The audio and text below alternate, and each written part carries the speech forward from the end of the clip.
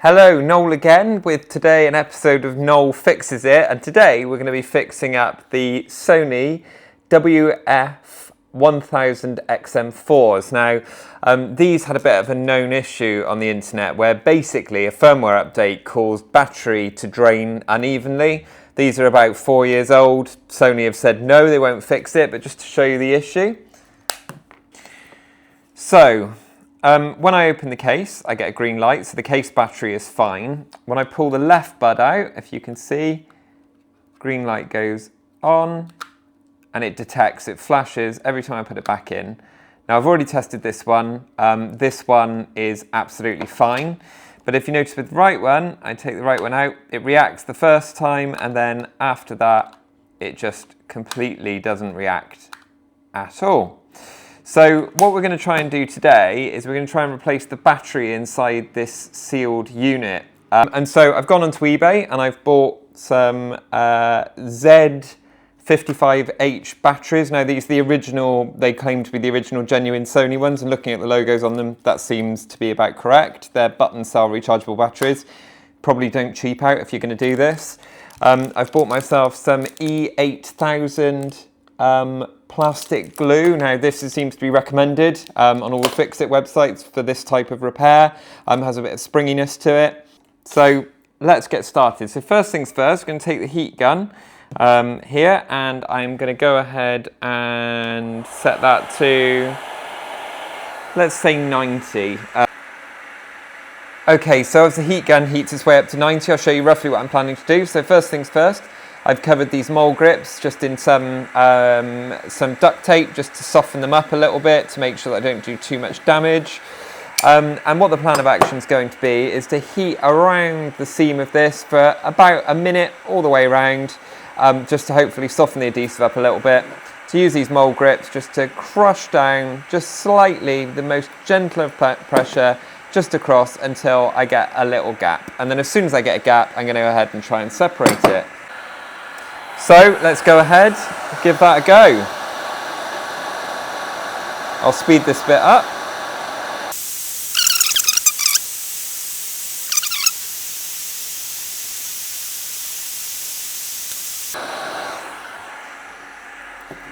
Okay, so let's give that a go.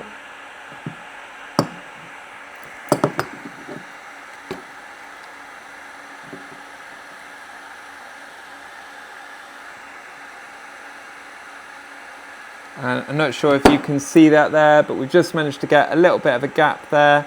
And so now we're just going to really gently just tease that all the way around, just like that, look.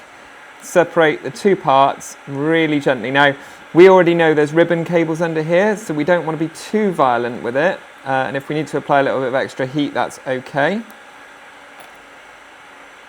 But just get that there. Get that there, and then as you can see, this is now completely separated. And so I'm going to very, very gently pull until I get resistance.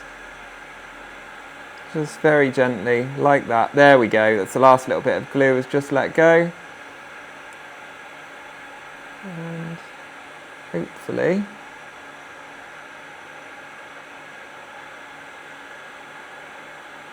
perfect. So inside of here, there's the top board there.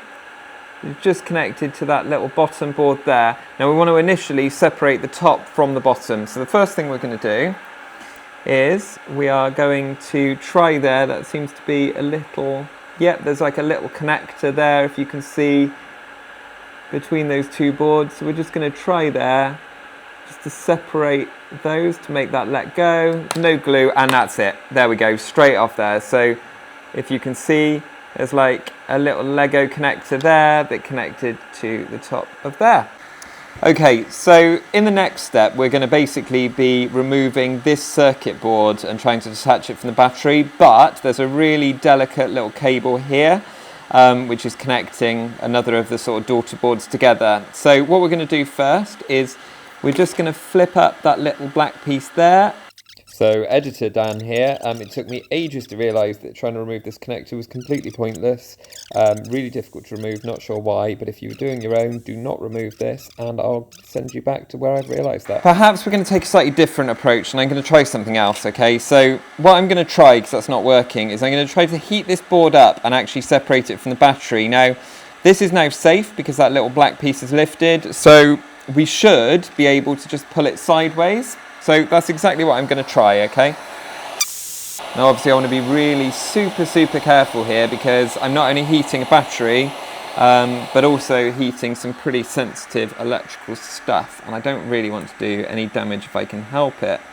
But that should just be enough there, just to lift like that across the piece. Very gentle persuasion. Okay, just a second. I'm going to get some. Just going to get a little flat-bladed screwdriver just to help here. Going to again give it 2, 3, 4, 5, 6, 7, 8, 9, 10. Just like that. Should just about be enough. Just hopefully to persuade that to liberate itself from the battery. Now, obviously, there's a number of reasons to be like super careful here. Okay, so editor Dan here. It took me ages to realise you don't need to remove that little ribbon cable at all, and you can just bend the circuit board up. So I'm going to save you having to watch me work that out and send you back to when I've realised. Okay, so again, we have decided just to leave that ribbon cable in there. It's probably for the best. It really is stuck, and I didn't expect that. So I'm going to try instead just to lift this battery up without breaking anything. There we go. You can feel the glue underneath going, and hopefully that will let go. There we go. That's just going. Almost feels like a magnet with the amount of stickiness. And there we go.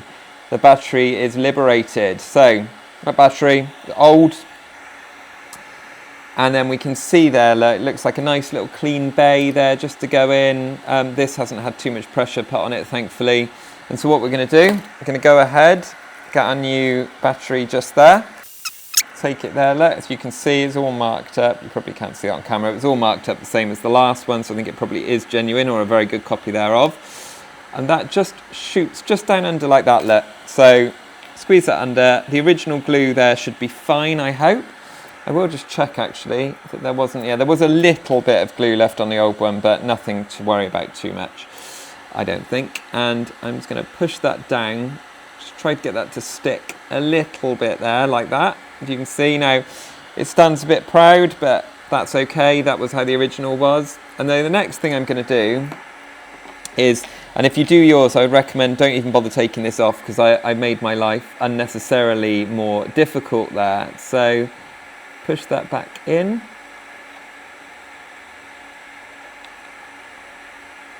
Just like that.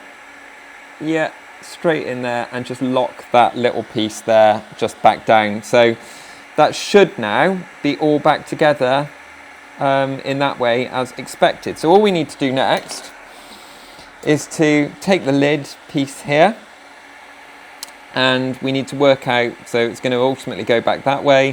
So we just need to get that little Lego connector just squeezed back down onto there, like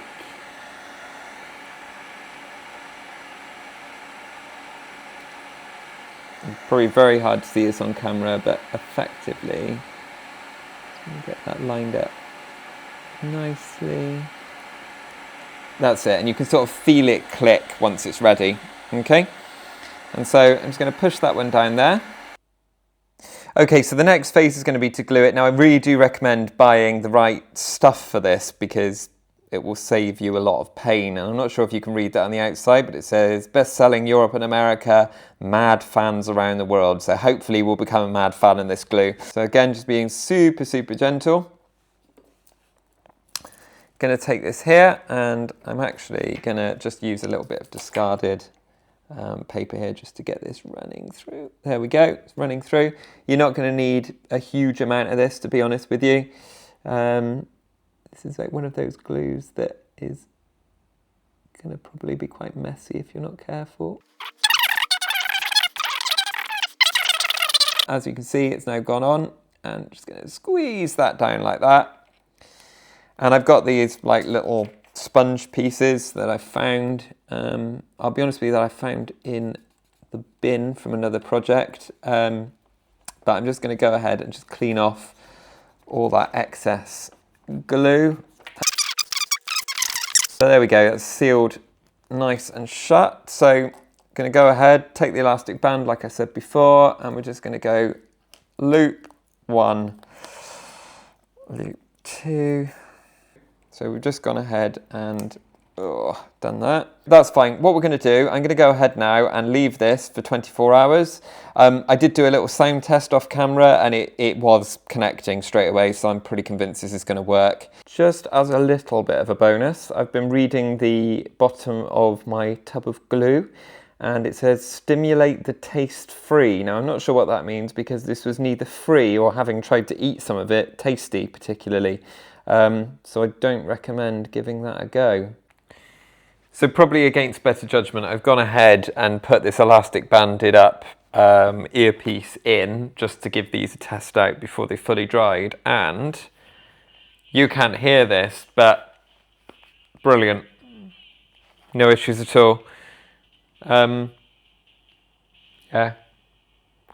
They're self-reporting back as having 30-odd% battery on this one already. All connected up via Bluetooth, no work to be done there, and this is brilliant. They're all fixed, cost me about a tenner. Again, give it a go. Noel out, thank you for watching.